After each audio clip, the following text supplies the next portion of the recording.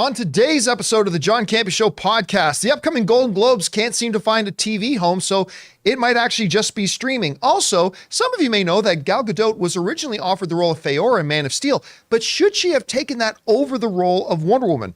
Also, James Wan's Atomic Monster is apparently developing a live-action Gargoyles series. I know Chris Carr is very excited about that. That, and the Marvel's new TV spot just kind of hinted and teased the audience that Thor may show up in the movie. Anyway, that and a whole bunch more. The John Campea Show podcast starts right now.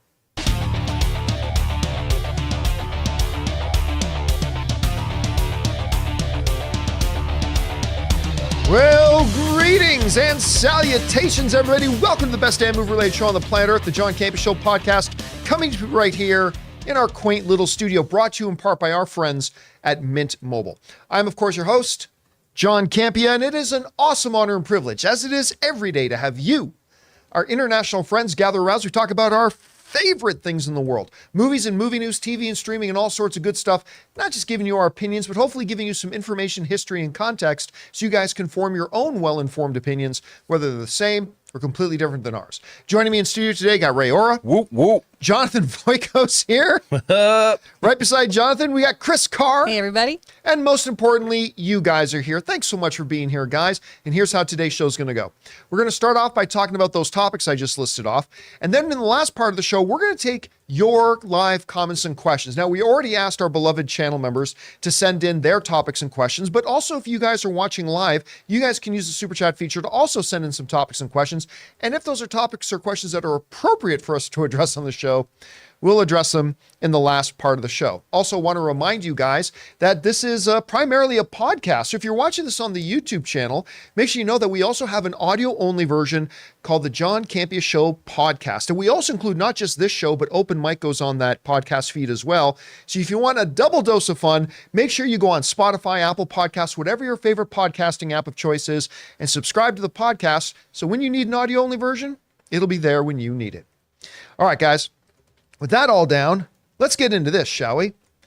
So apparently the Golden Globes, they went through a lot of controversy and they lost their TV partners. And it looks like they haven't been able to get a TV partner back on board again. And now they're talking about maybe just streaming the awards. Now, look, you guys know, if you've watched me for any period of time, that I am traditionally not the biggest fan of the Golden Globes. I personally think they're completely useless. Not worth the paper that the award winners' names are written on. And I've got a long list of reasons why. They have always, though, put on a really good show. I've always given them that. They put on a great show. Now, the last couple of years, they've gone through a mountain of controversy on many different fronts that led ultimately to the Golden Globes and the Hollywood Foreign Press selling themselves to a couple of companies, one of which being Dick Clark Productions. And even I gotta say, I'll give credit where it's due. They've been making some good moves behind the scenes, adding a new category like best comedy special. I think that's a good category to add. They've massively increased the voting base, which has always been one of the big problems of the Golden Globe. So I'm not exactly a Golden Globe fan now, but I will give credit where it's due. They've been making some nice strides. So will we see the Golden Globes broadcast this year? Apparently not. This comes to us from The Wrap. They write the following.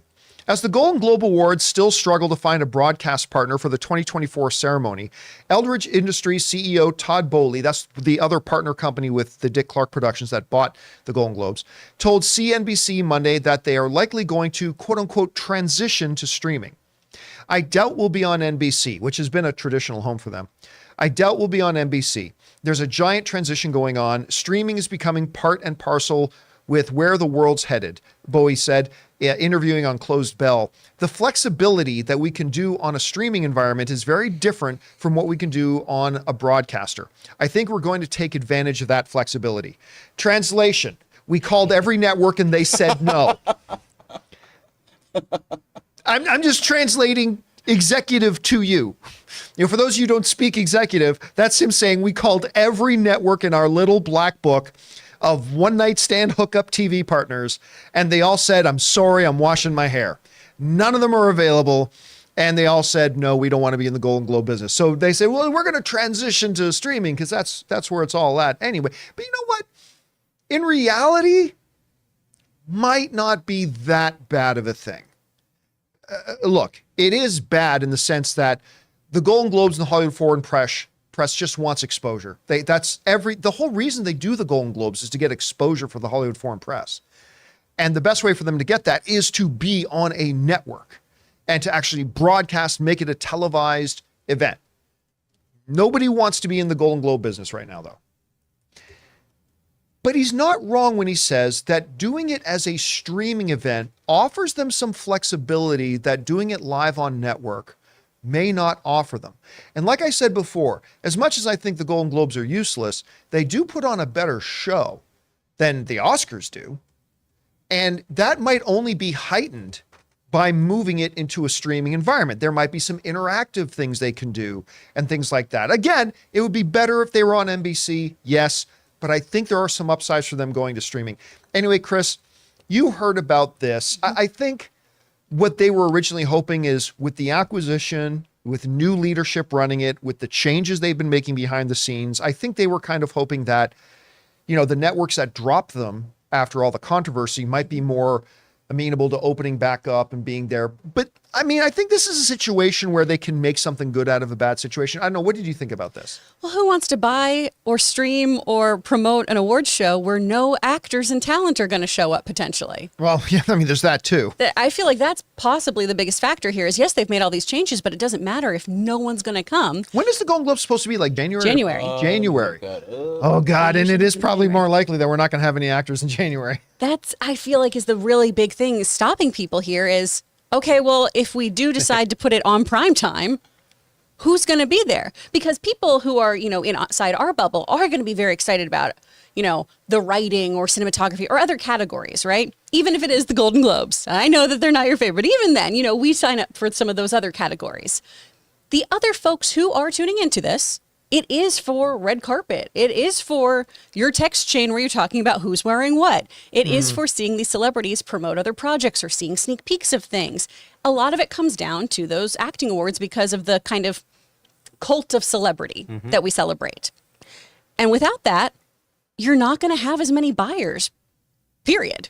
So once that gets resolved, then I can see somebody maybe being more enticed by this because of the changes they've made by diversifying, by changing up things, by adding a few good categories, and then also the ones that are just desperate grabs for attention. They need to add a Taylor Swift category. They truly need so, like the winner of the best. That's the only way they can guarantee to get her there. Who's the best Taylor Swift? If they could get Taylor Swift to host the Golden Globes, then they'd be doing okay. But until we get the whole actor strike resolved, why are you going to promote any awards show where so much of your audience's draw is seeing those stars? But I mean, can it be said, though, that that's probably a non-factor because they're not going to have the Golden Globes until right? I mean, no one's told me this, but I'm just going to assume they will push the Golden Globes until after the actors strike. Sure, but are you going to put money on something that's not tangible? Do you want to buy something that you don't have the product? They do it in Hollywood all the time, but you're right. They shouldn't. I don't know, guys. What do you think? That sounds like the networks aren't wanting to be in the Golden Globes business right now. I mean, the networks did drop them before. Are they ready to come back? Is it a matter of just they want to see when the actors strike is going to be over? Whatever you guys think, let us know. All right. With that down, guys, let's move on to this, shall we? Some of you may not know that back around 2011, 2012, a young model by the name of Gal Gadot was offered the role of Faora in Man of Steel. And that is actually the topic of today's Mint Mobile hotline question of the day. Listen, guys, if you've got a topic or a question for the show and you'd like to hear your voice on our show, go ahead and call our Mint Mobile hotline anytime, 24 hours a day at 951-268-4259. Every day we pick out one or two of these to go, and this one is about, should Gal Gadot have taken the Faora role? Check it out. Hey, John, this is Alan. Do you think Gal Gadot would have been better served to have taken the role of Faora over Wonder Woman? Because if you think about it, in the Wonder Woman movie she's been in hasn't really accentuated her acting ability, for one. And two, there's been one good movie and one average movie. And also, I think it would have been very nice for the fans to see her go toe-to-toe with Henry Cavill's Superman as well as Faora. So what do you think about that? Do you think she missed out on playing Faora? Or do you think she made the right choice in taking the Wonder Woman role? Thanks. Love to hear your thoughts. All right. So again, back in the day, some people may have known or not known, she was actually offered the role of Faora. But she did not turn down the role in order to play Wonder Woman. Like, it's not like they came to her and said, hey, do you want to play Faora or do you want to play Wonder Woman? They offered the role of Faora, but as Gal Gadot specified in a 2015 interview, when they came to her and offered that role, she was 4 months pregnant. And so it was just not going to work. Now, she goes on to say, and like, hey, it all worked out because like, if I had played Faora, I couldn't have been Wonder Woman and all that kind of stuff. Now, when you say that the role of Wonder Woman didn't really give Gal an opportunity to show off her acting prowess, I would ask, what acting prowess? Look, guys, I'm sorry, listen, I have become a fan of the person Gal Gadot. The more I've seen her in interviews, and especially back in when they did DC Fandom, and she did the Wonder Woman 84, she kind of like held court running that Wonder Woman 84 panel, and you really got to see her personality shine. She's got Dwayne, not on the same level, but Dwayne "The Rock" Johnson kind of natural personality and charisma. And I became actually kind of enamored with her when she was doing that. However, she has never been a strong actress. And I'm sorry, but as the years have passed, every project she does has just proved it. Did you see Heart of Stone? Did you see Death on the Nile? Did you see Red Notice? Like, she's not that strong of an actress. On the other side, though, the actress they got to play Faora, Antun, how do we say we pronounce her name? It's a German name. Oh. Antes Cho, is that it? Yeah, I mean, when you read the name, ANTJE. it's a difficult one to Antia. pronounce. It was Antia? Antia. Okay, but Antia, I'm married to a who German, but I played can't speak it. Faora, she owned that role. She projected this menacing presence that rivaled that of Zod himself, and said one of the most, to me, one of my favorite lines in all of comic book movies. And she said it, and she put so much into this line, because it's not just the line, it's the way she says it. That line when she says to Kal-El, "For every one you save, we will kill 1,000,000 more." There's a malice in the way she says it, a heartlessness, and an almost carefreeness about it, a matter-of-factness soaked in an underlying malice, that she elevated the material and the line, something that Gal Gadot has never been able to do. Gal Gadot has never been able to elevate the material that she's given. And Ante, or however we said we pronounce her name, she took Faora and she elevated it, and she made it memorable. And all of us talk about Faora. Whenever Man of Steel comes up, people want to talk about Faora, and part is because of her performance. Now, if Gal had been given the option to play Faora or Wonder Woman, I think clearly the right decision would have been to play Wonder Woman. I mean, ultimately, Faora got to be in one movie and then in Flash. And I don't even know how much of her footage in Flash was even new footage. I just don't know. I mean, look, at the end of the day, I think Wonder Woman would have been better served as a character if they had, at the start of it all, gotten a more talented actress to play the role. But when it comes down to it, she wasn't given the choice between Faora or Wonder Woman. But if she had, I think clearly the choice would have been Wonder Woman. I mean, she's got to appear as the character, 6 times or something like that, like here that. and there, if you want to count the cameos in Flash and Shazam and things like that. And I think that was clearly the right choice, regardless of how it worked out. I mean, monetarily, career-wise, I think playing Wonder Woman would have been the no-brainer choice. Anyway, Chris, you're faced with the option. Do you want to play Faora in Man of Steel, or do you want to be Wonder Woman? I mean, Which one would you want for to money, take? Wonder Woman, but for everything else, villains always, Villains all villains day. forever. They're the best. You play them in video games unless you're John Campea and you want to remain a Boy Scout. That's right. You have I a always great play the time being heroes. bad. What's interesting here too is I can see her being Wonder Woman. Oh, yeah. I can't yeah. see Gal in this role Oh, at all. let me help I you. don't see that inverse There at you all. go. Oh, thank you so much. And now see, Ray, now did it's, you do that? No. Oh, okay. now it's just Ray an did AI that. nightmare. I'm Now just it's working my magic. now it's a Final Fantasy character who hasn't fully rendered.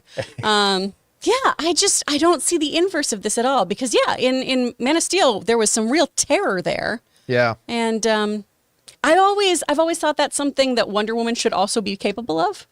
Is she also should be somebody who, because she's so powerful, you are a little scared of her at times. They've leaned into the Wonder Woman character in comics and in the animated and the game stuff more over the past 10 years or so. The actual Maxwell Lord stuff, right? I mean, she rips a man's head off. That's rude. So poor Pedro Pascal. People always poking at his eyes, ripping his head off. Lord. But I've never gotten that vibe from her. And that's fine if that's not what they want to do. But I could see that actress doing that. So it's just interesting because the inverse does not make sense to me. And obviously, you pick Wonder Woman. If you can be part of the Trinity, you go for the Trinity. Mm-hmm. Who I'm trying to remember the name. When I started reading Wonder Woman was actually back when Diana stopped being Wonder Woman because she got beat in the Amazonian games. What was the name of the Amazonian who took her place as Wonder Woman? Guys in the live chat, help me out. I can see her. She's got the long hair and she's got a name. And anyway, she took Artemis. Thank you, Marcus Y in the live chat. Artemis took over. So that's where I started. And back then, Wonder Woman was kind of like just a female version of Superman. I don't mean in terms of powers, but very kind of Girl Scout, kind of always honorable and right, a little bit more of a warrior's edge to her, stuff like that. But in recent years, especially in the video games, stuff like that, if you were to look at the pantheon of DC heroes, maybe you'd always say the one you'd most worry about Breaking Bad was Batman. Because he's got that darkness and whatever too. But A contingency plan to kill everybody. he did design plans to kill all the Justice Exactly. League. Yeah. But Wonder Woman lately, she's a character lately that's just like, she's just waiting for a reason to break bad. Mm-hmm. Like it's like, especially it stood out a lot in Injustice Gods Among Us, where it's like when Superman broke bad because of what happened to him, it's like Wonder Woman was just finally waiting for that to happen. Yes, let's dominate the world and whatever. And I could see a little bit of the actress who played Faora bringing that to the Wonder Woman character. Now you mention it, that could be kind of cool. All right, guys. Listen, with that down, we still got to talk about this James Wan's company bringing a live action Gargoyles to fruition. Also, the Marvels just put out a new TV spot, and did they indeed just tease Thor? But before we get to that stuff, we're going to take just a moment here and thank a couple of sponsors of today's episode of the John Campea Show podcast, our friends at Rocket Money and Quip. Guys, we want to take a second to thank a sponsor of today's video, Rocket Money. Did you know that the average person has around 12 paid subscriptions and they might not even remember to subscribing to half of those? If you have no idea just how much you're spending each month, you need Rocket Money. It's this great app that tracks all of your expenses so you know exactly where your money is going. I recently just found out that over 80% of people have subscriptions that they've completely forgotten about. Seriously, think about how many free trials you subscribe to that you just probably never canceled. And that's why I'm such a big fan of Rocket Money, because I was one of those people. When I signed up to Rocket Money, I was stunned to find out that a gym I had belonged to in another city I lived in, I had still been paying my dues to for over 2 years. Also, that music subscription service I use, I forgot I was subscribed to 2 other ones. That's where Rocket Money comes in, because Rocket Money is a personal finance app that finds and cancels your unwanted subscriptions, monitors your spending, and helps you lower your bills all in one place. With over 3 million users and counting, Rocket Money customers have saved on average of $720 a year. So stop wasting money on things you don't use. Cancel your unwanted subscriptions and manage your money the easy way by going to rocketmoney.com/Campea. That's rocketmoney.com/Campea. rocketmoney.com/Campea. Guys, we want to take a second to thank a sponsor of today's video, Quip. Guys, good health starts with good habits, and Quip makes taking care of your oral health easy by delivering all the oral care essentials that you need to care for your mouth. They've got an incredible electric toothbrush with timed sonic vibrations with 30-second pulses to guide a dentist-recommended 2-minute clean. Guys, it's my favorite toothbrush I've ever owned. And who likes flossing? I don't, but this water flosser hits all the right spots with gentle or deep cleaning pressure at the touch of a button. But guys, then there was an additional surprise. fries. Quip also supplies mints and gums that are fantastic. Every time you pop one of their new mints, you'll be caring for your mouth inside and out. Bold mint flavor keeps your breath confidently fresh, and you'll get a boost of vitamin D. And their gum prevents cavities and freshens breath when chewed for like 20 minutes after eating. It's sugar-free, is tooth-friendly, and has 0 calories. So guys, if you go to getquip.com/Campea right now, you'll get 20% off any electric toothbrush, mint and gum dispenser, and water flosser. That's your 20% off any electric toothbrush, mint and gum dispenser, water floss at getquip.com/Campea, spelled GETQUIP.com/Campea. Quip, the good habits company.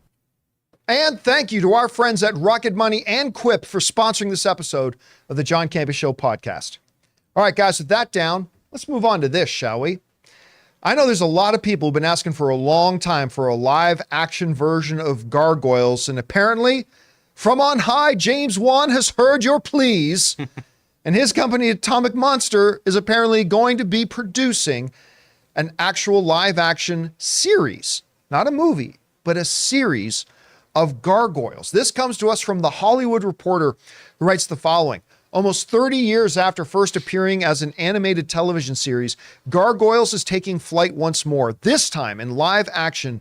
2 major names in the creature feature business, Gary, I'm going to mispronounce his name, Berman, and James Wan's Atomic Monster banner, known for their collaborations on the hit Annabelle horror movies, have teamed up to remake the 1990s cartoon as a live action series for Disney+.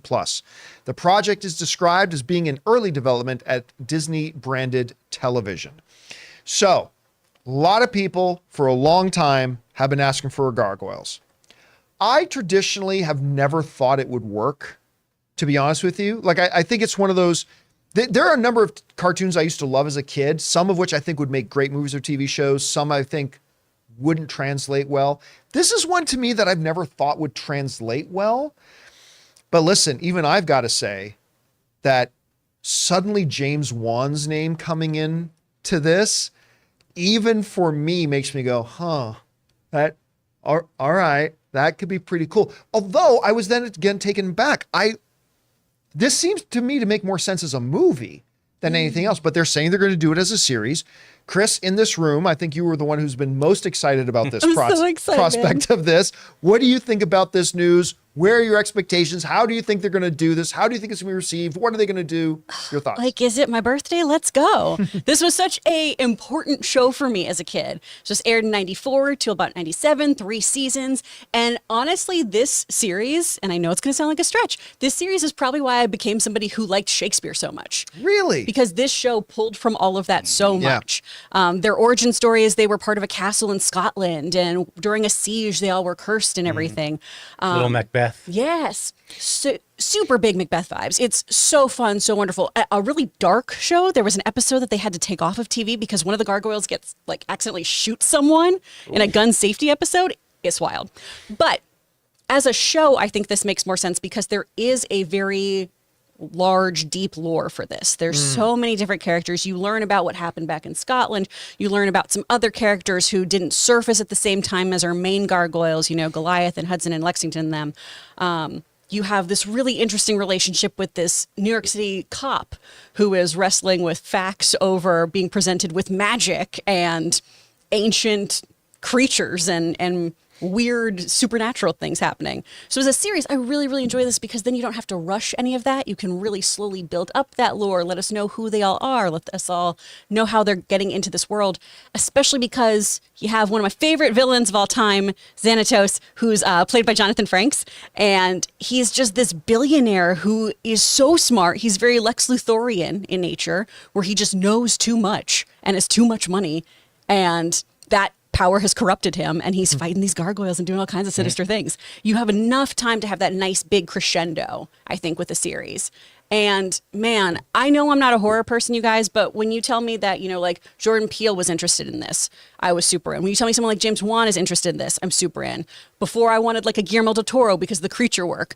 When we thought that Kenneth Branagh might be here, I wanted that because of the Shakespeare. Like, these are the kinds of people I want in the room for a project like this too. Because at face value, you might just go, if you're not familiar, oh, it's some Disney cartoon from the 90s. it is so epic and violent and macabre and Shakespearean that you want heavy hitters involved in this. I had a friend of mine once when we were talking about this a few years ago. I'm like, I just don't know what a Gargoyles movie, because we were thinking movie at the time. I don't know what that would look like. And what my friend said to me was, imagine the Highlander TV series, but with gargoyles. I'm like, okay. I'm starting to get there. Do you think there's a danger though? Because while it had some more mature themes, it was still a kid's cartoon show. Yeah, you still had a gargoyle that was a dog. Right. How do you think they're going to approach that? Are they going to target adult audiences? Are they going to target the people who grew up with it? Are they still going to keep it to its original sense that it's going to be for families? It's going to be a family show or whatever. I mean, we are probably talking Disney Plus here. What approach do you think they're going to take it as far as the maturity of the series? If it were me, I'd skew a bit more adult. Because the show, sure, did have some zany antics every now and then, the dog gargoyle, the lighter fare and everything. But your target demographic, right, are, probably our age. And while you might want to share gargoyles with like your kids or your niece or nephew or whatever, I think going for that more mature kind of approach, one, fits the brief a bit more, makes it an easier transition into live action. And also, you can still have these big mature themes without going full spooky, right? Like a Chris Carr could sit in this audience and not cover her eyes the whole time. And so I think you can still walk that line with kids. The same way that there were still children in the audience for like Doctor Strange and the Multiverse of Madness. Right. But I do think you walk away from some of the more 90s cartoony tropes. So you don't think they should go the poo, blood, and honey approach? I don't think they should go full poo, blood, and honey. Okay. I don't think you don't anyone want to see ever Goliath should. tearing people's heads No, off. I mean, Okay. good for you guys for making a movie, but man, at what cost? Do any of you guys remember this Fox show? The main character was named Julius or something. It was like a vampire sort of drama. It reminded me of Gargoyles so much, just the way the story. What was this, an animated show? No. It was a actual drama series. It was And the main Kindred the Embrace. all I know is because Anne, she was addicted to gargoyles That's at the same Julianne. time as the show, and both of them reminded me of each other. Like I forgot what the show was called. It's like a vampire. The main guy was named Julius, but Wait, was it a vampire who was also a cop or something like that? some Maybe I'm thinking of the it was wrong around show. the same time, but yeah, like the Gargoyles, I remember it was one of the first cartoon shows where you paid attention because the story was the most important. There was like an ongoing story throughout the whole thing, which was crazy because Ninja Turtles, they would go through one drama, one show, Yeah, and it then was very something else the next. episodic. This one was like, oh, you have to watch the next one because the story is continuing throughout the whole season or whatever Right. it was. It was great, actually. Somebody in the live chat is saying Forever Night. Was that it? No, Okay, no, not Forever Well, when I'm gonna ask Anne. The later. funny thing is, Vampire in Brooklyn. Vampire in Brooklyn. His name is Julius. Oh yeah, What's I'm his wondering name? if Julius you're in thinking that? Julian. His name was Julian. Julian. Okay. Julian. Okay, Sorry. change sorry. things. Julian. All right, guys, with that down, let's move on to this, shall we? So the Marvels is coming out in about a month. And the early box office tracking came out, said it was going to come in about $75 million opening weekend, which is good for most movies, not so good by Marvel standards, but we'll see how that transpires. And hot on the heels of that box office projection coming out comes a brand new Marvel's TV spot that just got released. And it's a good little TV spot. It's fine. But at the end of the TV spot, you hear Captain Marvel say, "I called a friend of mine," to which then the shot goes to outer space and you see Carol's ship and a Bifrost hurling to the ship. Why does their ship look like Blue Beetles? It does a little bit, doesn't it? Now, then it She travels smash cuts inside where you see the Bifrost coming in, and then emerging out of the Bifrost Clearly, is you see a figure starting to emerge out of the Bifrost. All right. The implication here, the implied message to the average moviegoer is Thor is going to show up. Now, that doesn't mean that's what's happening, but the message they're implying to the audience is Thor is going to show up. And I don't think it's coincidental that on one day, box office projections come out that show it to be, again, a good opening weekend, but not good by Marvel standards. And then just a couple days later, a new TV spot comes out that hints to the audience that Thor may be showing up. Now, it could be somebody else. Let's look at why it could be Thor. All right. The two biggest reasons I think there would be to assume that they're talking about, and that they're counting on the audience assuming that they're talking about, is Thor, is number one, Carol says, I called a friend of mine. There's only one person she's actually had a conversation with in the grand thing. And that, other than Black Widow, it's Thor. That's the one she had the conversation with. That's the one she has a relationship with. The second biggest thing to keep in mind that they're implying that it's Thor is simply the fact that there's a Bifrost.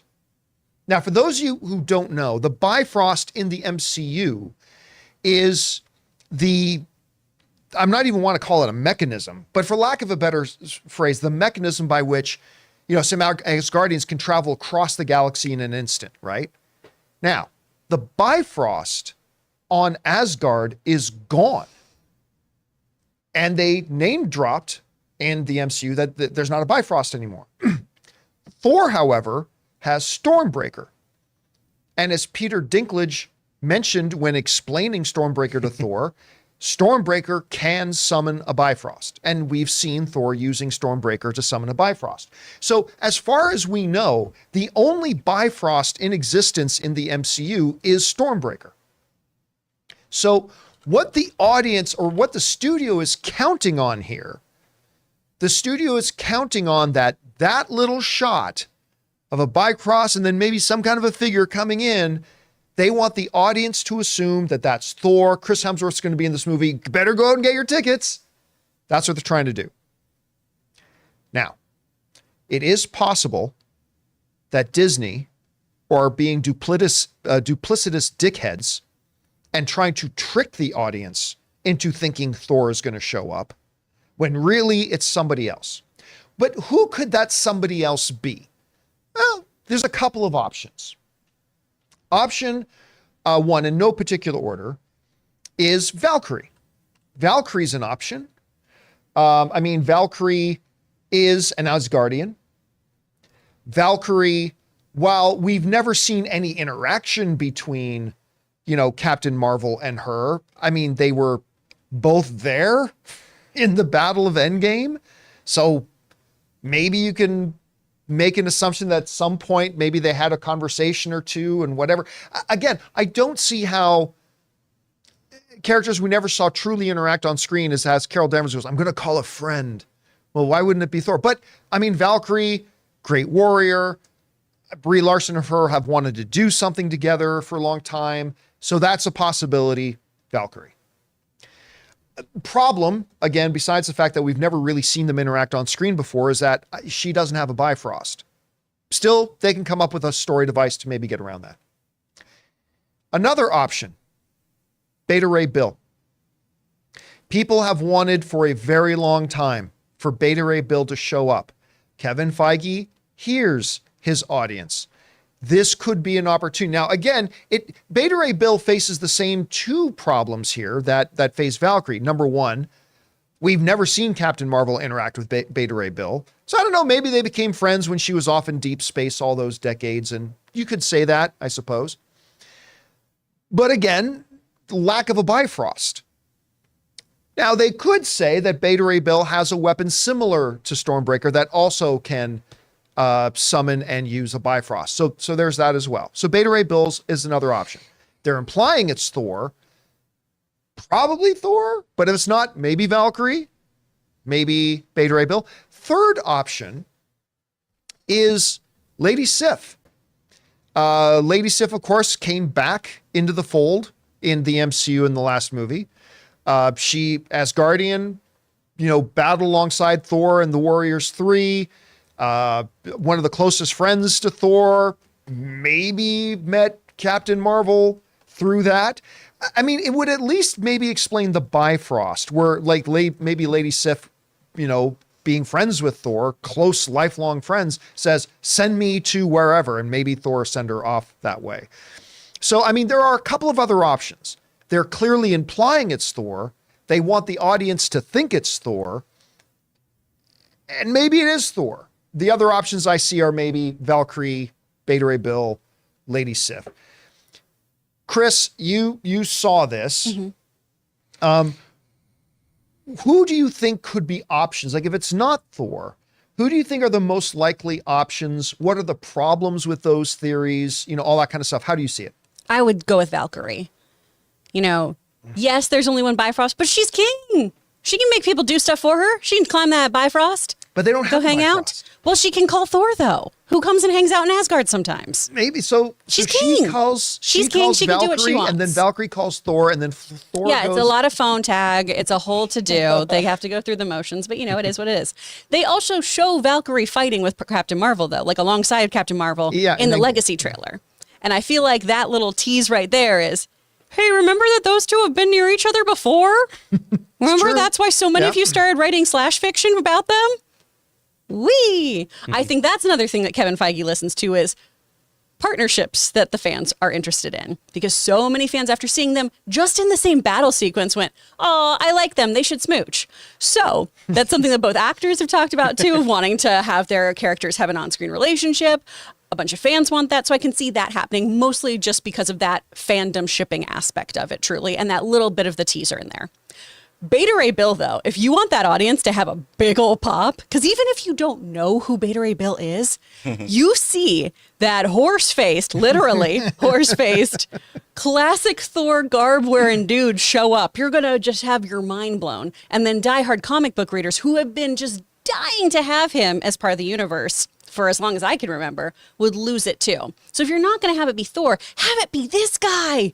Have it be him who pops up, because then your diehard comic book fans are going to lose it. And then everyone else who is new to the fold is going to go, oh, I need to know who this guy is. Or you mean, ooh. Get out. Wow.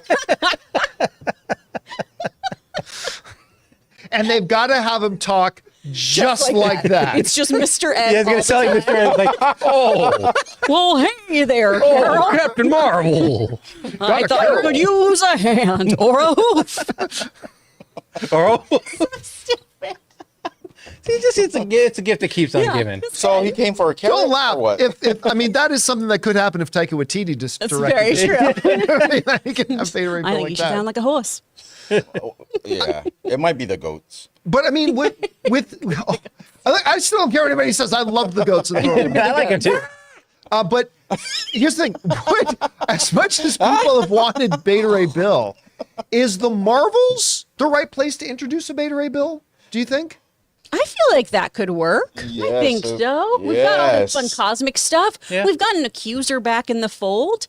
I think that just kind of canonically makes sense. I always thought if you were gonna introduce him, it would have been like through a Guardians or something, but this Yeah. could work too. I think so. Talk about the interest in the character, especially if he comes and he does something like he saves the actual.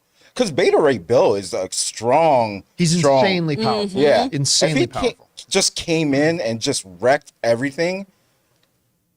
I'm watching his movie, whenever it's going to come out. I mean, just seeing like just this character come on screen. Like I love all like characters that aren't human in everything. Like if he comes in, man, I would watch that.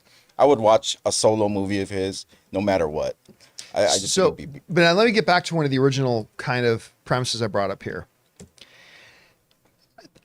Chris and I were talking off screen, and we're talking about the possibility of maybe like being Valkyrie and stuff like that. And I said, here's the thing: if they wanted to bring Valkyrie in, you could put her in the trailer.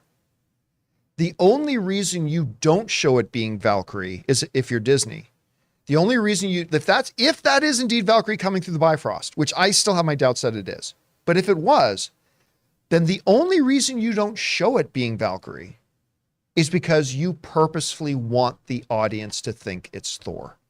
And they are literally trying to trick people into buying tickets by putting something like that up. Because like Valkyrie appearing in a cameo, that's not Iron Man showing up that you got to keep that hidden. Oh, right? what if it's Iron Man's reanimated corpse? What if that's who's coming back? Ooh, zombie. What if? Zombie Tony. What if crossover? Another universe's variant of Tony man, Stark, it'd be so and great. it's Tom Cruise Yeah. playing it. Oh, let the wild God. speculation Oh. begin. In a jet fighter plane? I truly understand your point on that too, but Chris Hemsworth did say that he has taken a break from acting, and I know a cameo is not doing a full-fledged Thor movie, but I just don't know. But he said he's that's the thing. I misunderstood him before. Like he was taking a break. He said he's going to slow down. yeah, hang out with his kids. So that might not mean I'm not going to act at all in the next 2 or 3 years. It might say I'm only going to do a little bit in the next 2 to 3. I mean, so I don't know. I mean, and you're right. It would probably only need him on set for 2 or 3 days or something like What that. if it's Maybe. Mobius? Oh, I upset people in the chat. Mobius. He called my friend Mobius. On a jet ski. He shows up on a jet ski. He's like, wow. Apologies to the chat who said it was too soon to make fun of Tony's death. So my bad. My Never bad, too guys. soon. What is Robert's your, fine. He has a car show now. I don't know. What is your out of left field guess? Okay, I honestly, gave you mine. Like you would way out of left field guess, Yeah, yeah, but yeah. still has some semblance of maybe it makes sense. Yeah. Groot. And I'll tell you why. Number one, you don't need an actor to do it. But number two, remember, what is the only thing in the universe that we know right now that can summon the Bifrost? Stormbreaker. What is half of Stormbreaker? Groot's arm. Yeah. And the only reason remember, you're asking me for way out in left field. Okay, I'm not saying anything. This is I'm the way out in left field. Yeah, sure. So, and also if you look at the silhouette that's coming through, and really we shouldn't be basing anything on the silhouette. But Jonathan, if you still got that picture around, if you can bring that up, the silhouette that's coming through the Bifrost, Everything is revealed. I see a little bit of Groot in It the has shape very of the legs. long legs. It might not Very even be- long legs, and It might not even be one person. It could be 3. It could be the Beastie Boys. Could be. I mean, no, It can't. please, It can't be. Asgard. yeah, not all three of Not them all three. anymore. I mean, I'm sorry. I didn't know. you know, My bad. if Craven wasn't disallowed, it kind of looks like when Craven was in the blue sky during No Way Home. You know what? They're doing this. You don't like it, but I think it piques interest into the movie, right? Who could this be? It absolutely does. I mean, look, 100%. Again, I don't think it's a coincidence that just 48 hours after the projections come out and the projections look kind of low for a Marvel movie, that they then tease a little something here that maybe get people thinking Chris Hemsworth might show up. I said it was Deadpool.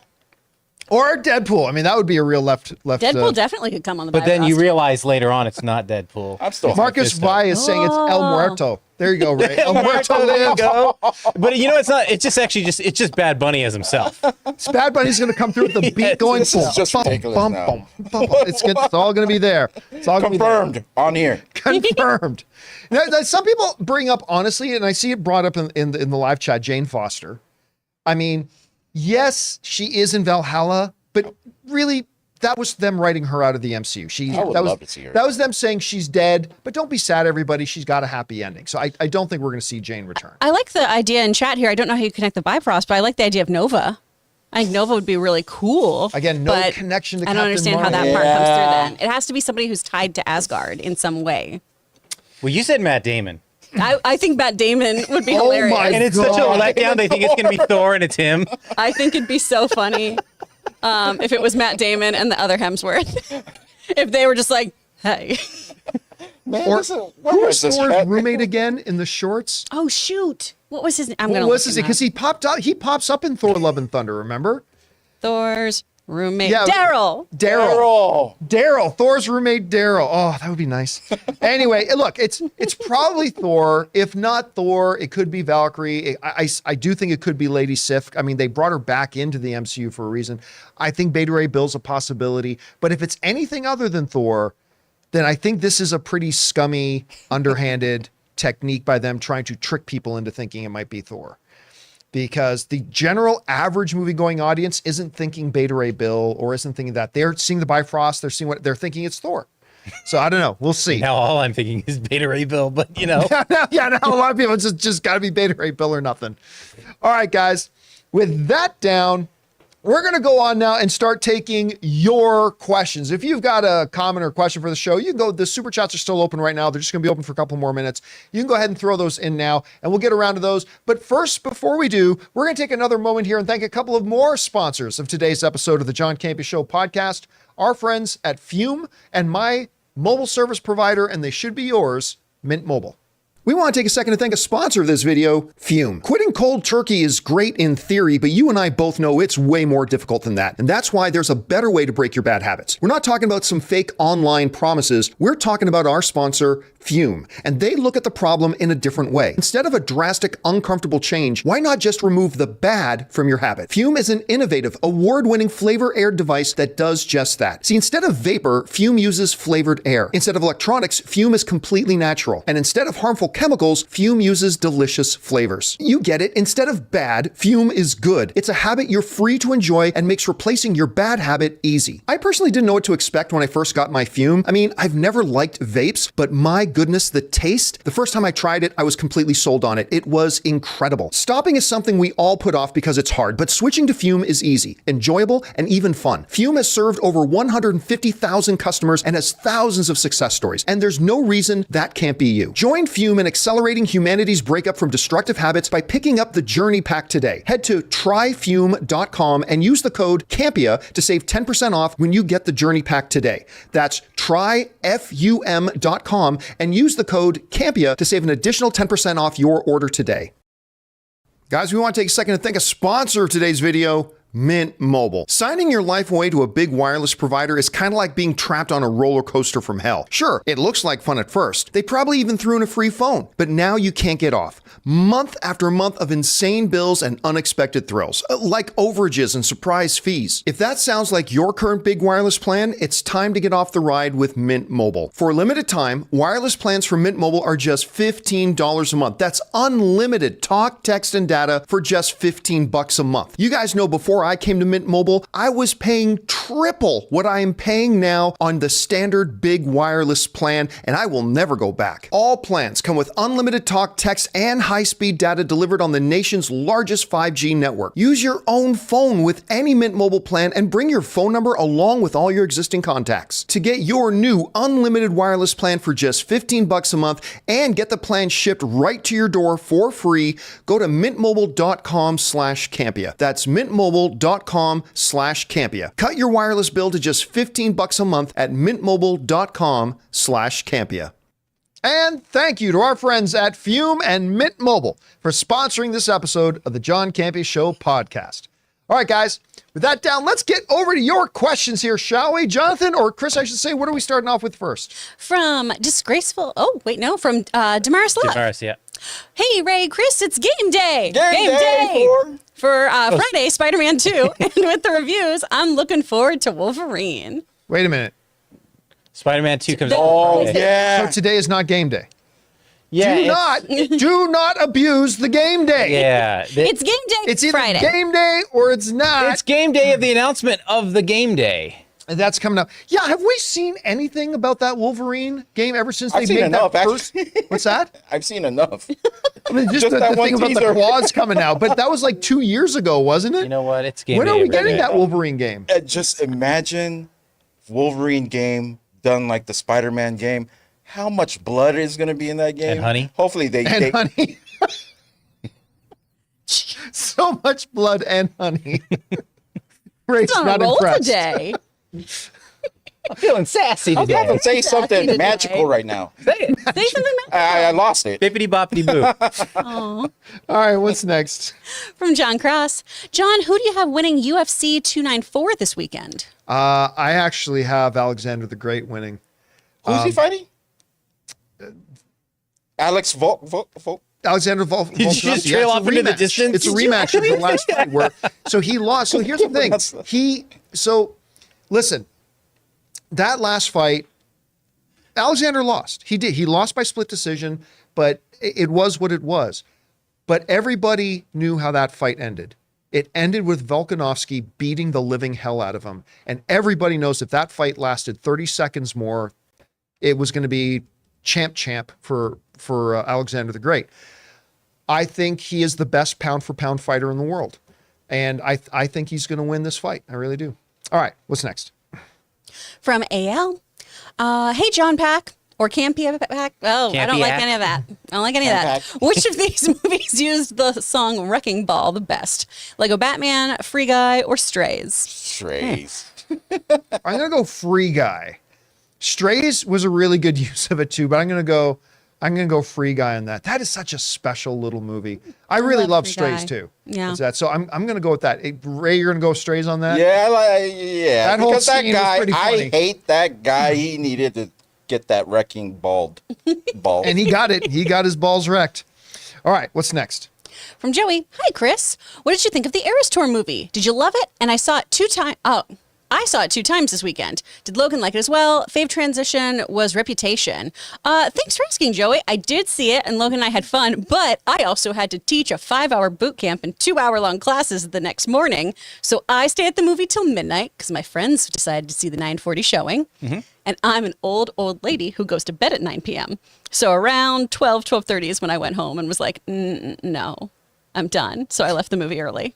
Oh, so you didn't get to see that right up to the finish. No, But you got I to see didn't. the I got majority to see, like, of it. most of it, yeah. What did you think about it? I loved it. I thought it was great. It was super fun, too, to see people really just having a blast because those tickets were so expensive. So it was a mix of people who didn't get to go to the show, like myself, who were having a great time seeing everything. And there were other people who had been to the concert and then were like, oh, this is such a good part. Hold on. Oh, this is the thing you need to know about this. And people were doing call and response in the theater. It kind of felt like when you go to a Rocky Horror screening a little bit, just because of like the kind of back and forth you had with the screen. It was great. I saw a neat video clip this morning that came out. It was, I guess, Taylor Swift went to a random movie theater where they were showing it, and it shows her and her 2 friends just in the crowd singing and dancing along like she wasn't Taylor Swift. Just the singing. It was a pretty wholesome looking sight. That's great. Yeah, it was pretty nice. I love that. All right, what's next? From Orange Hand, there's an old Simpson joke where studio execs are upset their film's ending was reshot before release because they already bought 5 Golden Globes. See, okay, look, that was the thing. One of the great things about the Oscars, and I bring this up often, but the great thing about the Oscars, the thing that really protects the integrity of the Oscars, is that you literally have a 7,000 plus member voting base. You can't buy an Oscar. There's just too many voters. However, with the Golden Globes, they had for a lot of years like 60 voting members, 70 voting members. You take 20 people on a cruise and give them a little donation or whatever, you've just almost guaranteed that's like a third of the voting body of the Golden Globes. You pretty much guaranteed you've won your Golden Globe. You can't do that with the Oscars. And that's why one of the big things that I thought was really important for the Golden Globes to do is they've started to expand their voting base, which they still have a long way to go, but that's a good start. All right, what's next? From Shamrock Vibes, as a girl who plays rugby for a hobby, do you think I would like USA football? If so, are the rules difficult to follow? Where do I start? Who do you support? You know what? Don't support the Bengals. The American football there's a lot of rules. There are. I mean, the people like me in North America can watch rugby and go, I don't understand. And it's true. I can still watch rugby today, have a real appreciation for the athleticism in it, but I don't really understand what's happening, the rules per se. But I bet you the rules in rugby are like 5 times easier than the rules in the NFL. It's just that I grew up with it, so I know it. I do think professional football, not soccer, we'll use the 2 different terms here. Professional football is a ridiculously fantastic sport. It's speed, it's power, it's strength, it's violence, it's excitement. It's just got all of it kind of packed in there, much like rugby probably does. But it's hard to say because I've never been able to watch a lot of rugby since I don't understand it. Because then maybe I could say, hey, listen, I'm a football fan and I like rugby. So if you're a rugby fan, you'll like football. I don't know if I can say that or not. I will say I haven't seen a lot of horrific injuries in rugby. Not saying that it's less of a violent sport because I've seen some rugby tackles and stuff without any padding. Yeah. It gets rough too. I'm just saying these guys like put on all these pounds and run the field like crazy just to destroy another guy. These injuries are crazy to me, like the ones we've been seeing But from honestly, the past. there's not as many injuries as you might think. I mean, most injuries that happen in the NFL are, I pulled a this. Or yeah, but the viral ones are. But those happen like what, once every 2 years or something like Right. that. So I don't know. We'll see. All right, We'll what's see. next? Like, we'll wait for the next one. I mean, well, Yeah. it's like if I can get around to figuring out rugby, like, but listen, that's the other thing. I bet you there are a ton of big injuries in rugby, Yeah. but rugby's not popular here. Yeah. So we don't see the highlights of somebody getting hurt in rugby here. That's just my guess. I wouldn't know. All right, what's next? From Christopher Brickner, if they make the Rey Star Wars movie, will it make more or less money overall than Solo? I think less money, but what do you think? It'll make more. It would make more. I still don't think they should make it. I don't think they will make it. And I don't think it'll be $1 billion film. But I mean, what did Solo end up making? Like 390 or something like that? Not quite a Black Adam. Yeah, not maybe around a Black Adam. Yeah.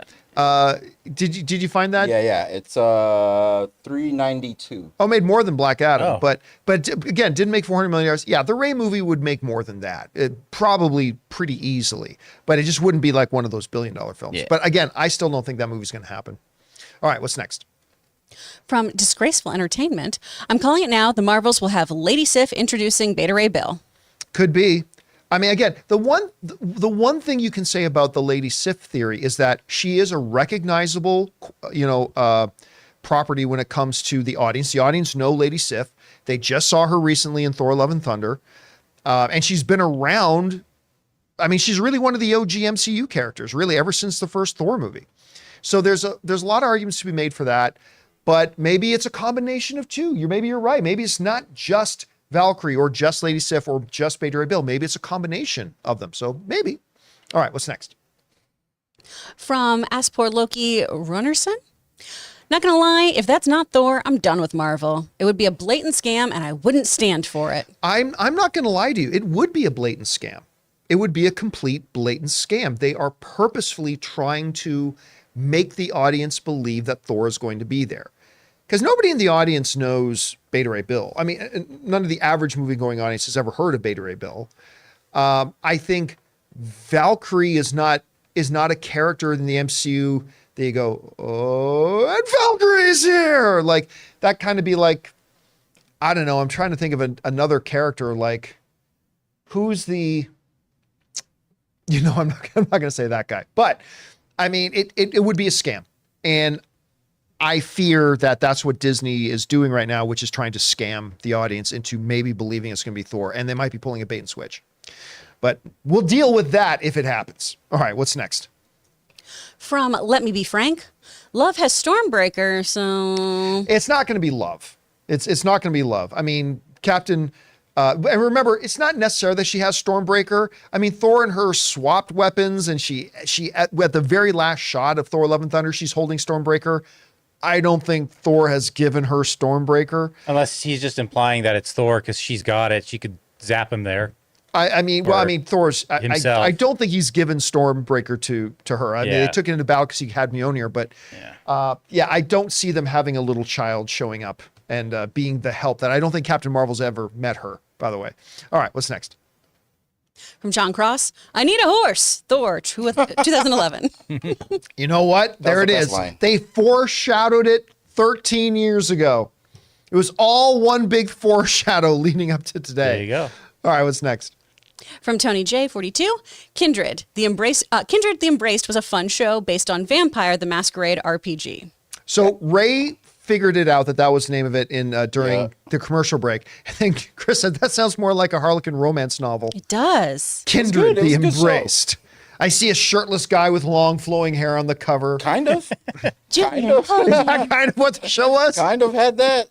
How many seasons did that show? I've never even heard of that show. I don't know, but all I know Not is quite that's a one of season? the ones that Anne would watch as soon as the episode came out. Oh, wow. So Well, when you get home, you got to be like, just start talking about, John, just be like, there's this show. I don't know if you've ever heard They're of it. saying in the live chat it was one season. Kindred the Embraced, and she- just watch at her the same expression. time, do you remember a show called New York Undercover? No. Oh, it was both those shows, man.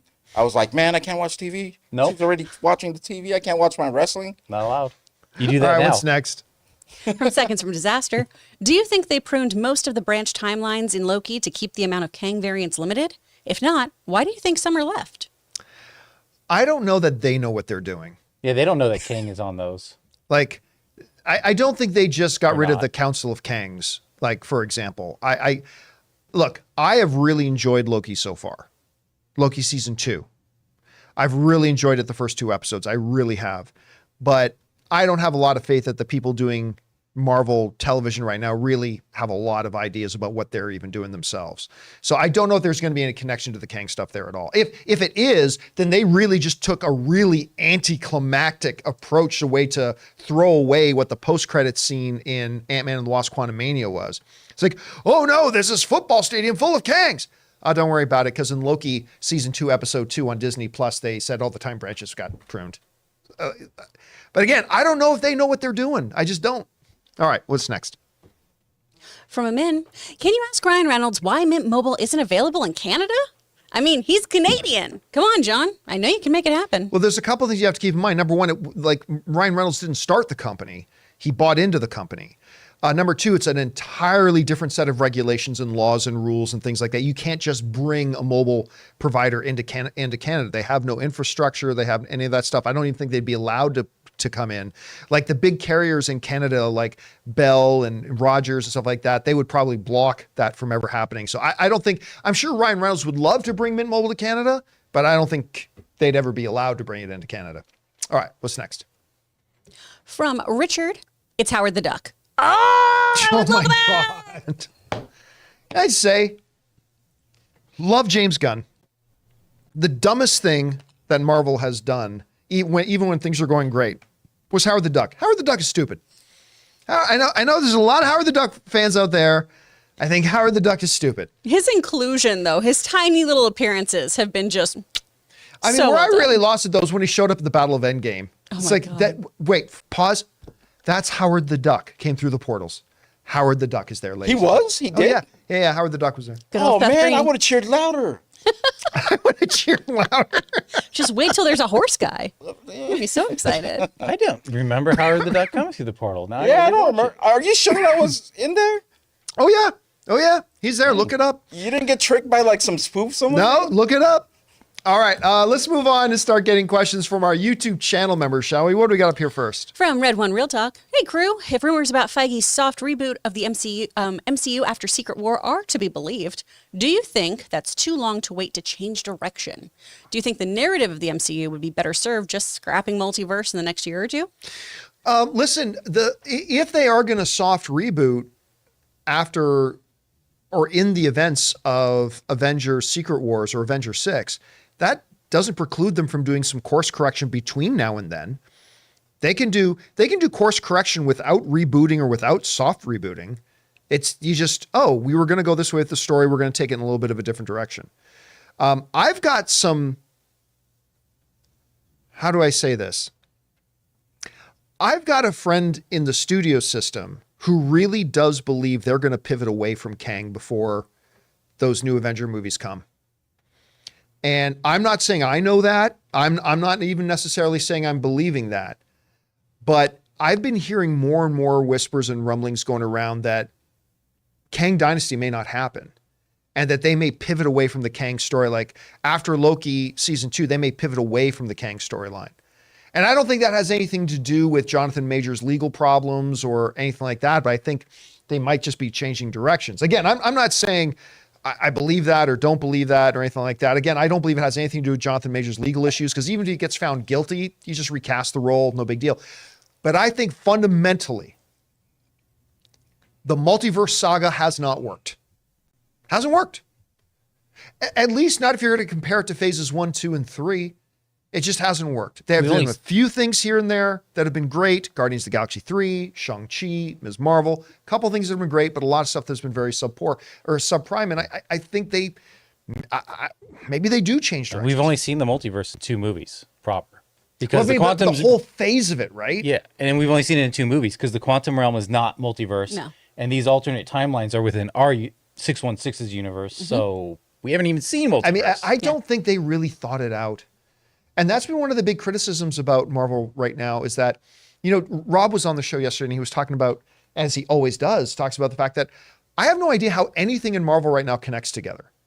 Explain the celestial in the ocean. Yeah, no, that's just a part of life now. There's just a giant Instead What of about the monster in vampire? the ocean that nobody's talking about. That's me doing my best, Rob. All right, what's next? instead of the elephant in the room, now it's like, are we going to discuss? Are we going to talk Celestial? about from? Oh, sorry, wrong one. Yeah, We're we not did supers. these. There we go. From Spine Mentor. Thoughts on the Bike Riders film starring Austin Butler and Jodie Comer being delayed indefinitely due to the SAG strike? I did not hear that. Again, makes sense to me because you've got 3 major A-list stars headlining that movie that you can't have go out and promote it. I mean, there are a number of films coming out that you don't have to worry about that so much. Color Purple, for example, right? A lot of good people in that, but not exactly A-list household names, like at least not filled with them. Dune 2 does. Bike Riders, another. You got 3 top of the line A-list major names in that this movie is really going to depend on Tom Hardy and Jodie Comer and Austin Butler to get out there and stomp wood and get the word out and promote this film. And if they can't do that, this film could be in trouble. So kind of makes sense to me. Yeah, the article saying it's because of the lack of actors promotion. Yeah, So- and this movie's going to need that. It was Yeah. going to open up against Beyonce's concert film too. Oh, was it? Oh, Yeah. well, yeah. All right. And you know who can Okay. promote their movie? Beyonce can Yeah. promote her movie. All right, what's next? From Ulatan. Hi, gang. Do you have an iconic song from a movie? Something like Danger Zone from Top Gun, Power of Love from Karate Kid. Power Yeah. of Love is from Back to the Future. Yeah, I was going to say. Karate Kid was either Cruel Summer or You're the Best.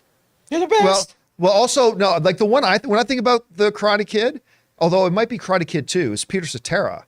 I am the man who will fight for your own. That is, I think, Karate Kid too. That's Karate Kid Yeah. 2.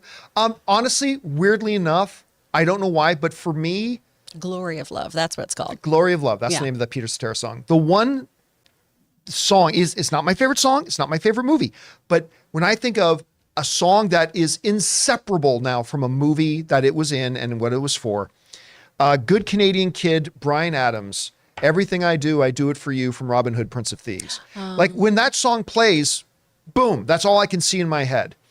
Of course, it helped that it was also the music video. Yeah. Yeah, oh Was- yeah, that too. But I mean, it's like that is inseparable. I'll go Eye of the Tiger from Rocky. From 3. Rocky? Oh, yeah. I'll go. You got the touch. You got From Transformers.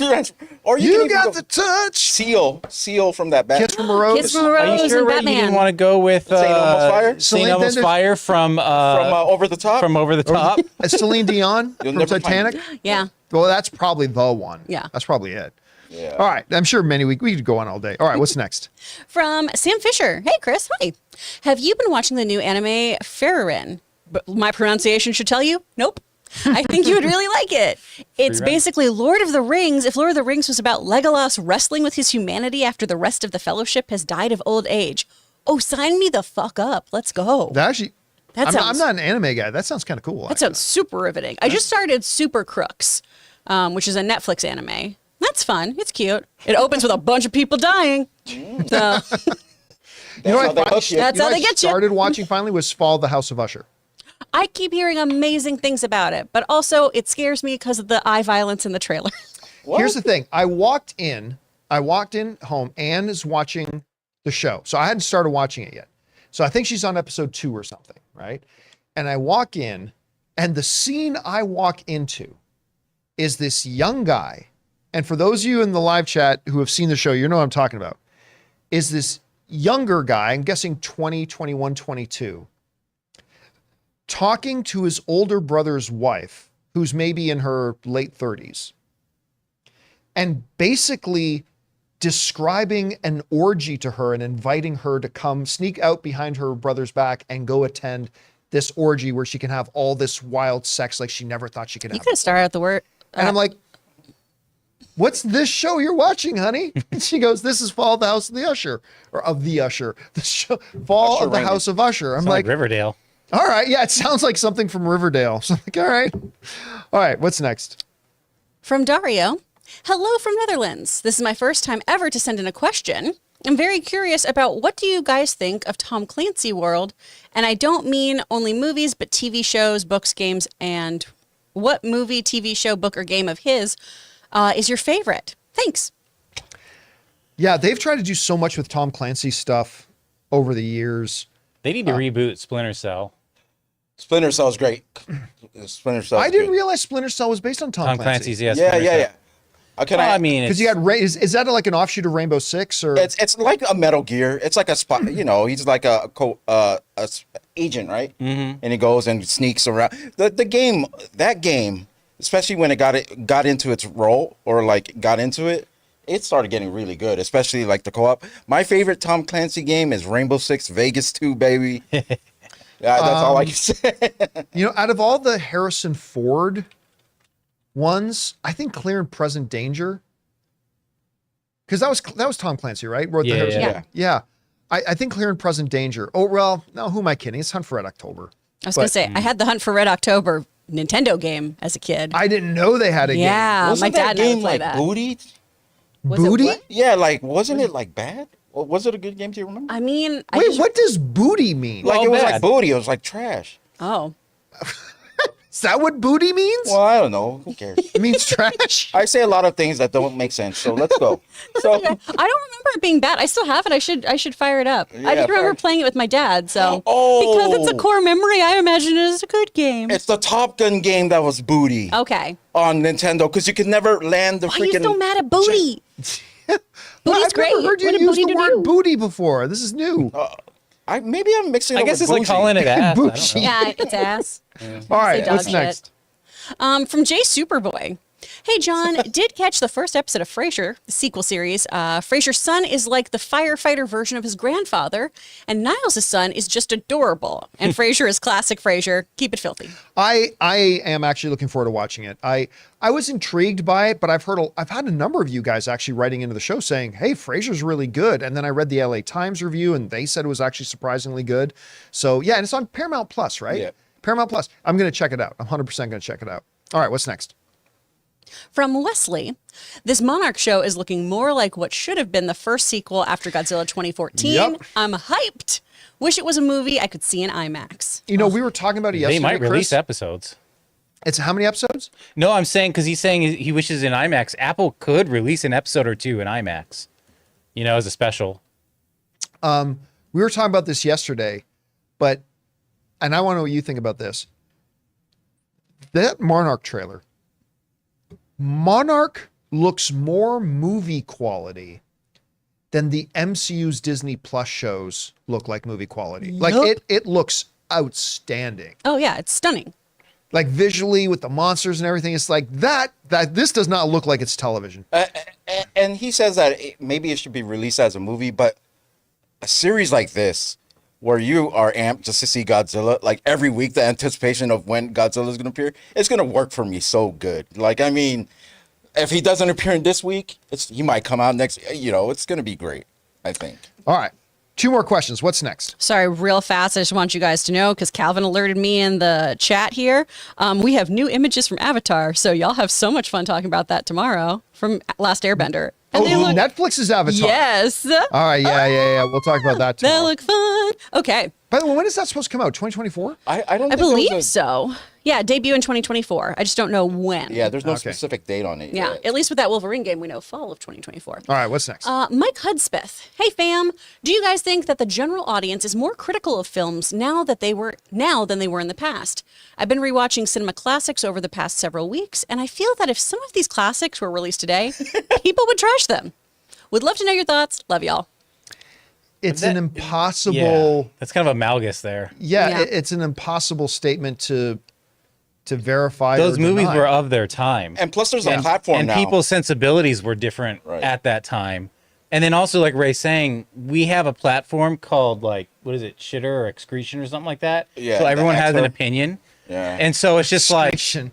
so it's just like everyone's just gonna crap on things. Yeah, Like you you just didn't hear a lot more. You got that, but only if you were like at the comic shop or whatever, like it, or a barber shop or wherever. Like now it's everywhere. So Remember movie reviews when you had to buy the paper just to read the reviews of like certain Yeah. movies or like the mag? Well, I would stay up and watch Entertainment Tonight so I could see Leonard Maltin review movies or stuff like that when I was a kid. But all right, what's next? all right. From Temple DC. Sorry, I guess Casinema? yeah, go ahead. From Casinema, have you seen the Invincible Adam Eve special? If so, what did you think? I still haven't. I still didn't have watch to it either. You know, I don't know. I love Invincible. Same. I had But you guys aren't going back to I it. never felt an urgency that I had to go watch the Adam Eve thing. Though. Same. And I love that show, and I love those comics. But yeah, And by the way, that's not saying like I didn't like the character Adam Eve. I'm trying to think if it was any secondary character, like even Alan the Alien. I don't know if they could have put out any secondary character special that I would have felt an urgency to go watch it. Yeah. Unless it was Omni-Man. Maybe Omni-Man. Like if they did an Omni-Man special, maybe. But yeah, I just didn't feel an urgency to watch anything. yeah, it's just kind of in my lineup of what I need to watch, and then instead I'm finding myself watching, Bake Off. All right. Last question of the day. Wow. From Cody Hunt. Considering it seems like Loki is one of the few connective tissues that MCU has going right now, do you now consider Loki the face of the MCU? No, he's not. But he could be. Yeah. I really think, but he's not going to become the face of the MCU being on Disney Plus. I think there was an opportunity to position Loki more like the face of the MCU or one of the faces of the MCU, but they never had that on their radar, and they certainly never took steps to kind of maybe bring that to fruition. You know, I liked Loki season 1 more than me. most. Yeah, I didn't most love people. it. And when this season was coming out, I was like, I'm not really excited for this, whatever. But then I watched the first episode. I didn't realize how good Tom Hiddleston is as playing. He's fabulous. I am good. like so pro Loki right now. Like I can Yeah. see him as the face. He's so charming in that role. He's like very good in the role. So All right, guys, and that's all the time we have today. So that'll do it for this installment of the John Campea Show podcast. Thank you so much for being here, making this show part of your day. Big special thank you to all you guys who sent in those questions, whether you're one of our beloved YouTube channel members or you were watching live and sent in a super chat. Number one, because you gave us interesting things to talk about. But number two, you supported this channel as you did it, and all of us involved with the show. Thank you guys so very much for your support. Don't forget to come on back and join us again tomorrow for the next installment of the John Campea Show podcast. I also want to let those of you guys who are channel members aware tomorrow there is going to be a channel members town hall meeting. So I will drop the exact time. It'll be tomorrow afternoon sometime. I'll give you the specific time. Keep your eyes open in the community tab. So for everybody in the room, Ray Aura, booty. Jonathan Voico. See you tomorrow. I got nothing. What the hell Next happened? camera. Chris Carr. Next camera. Bye, guys. My name's John Campea, and until next time, my friends, bye-bye.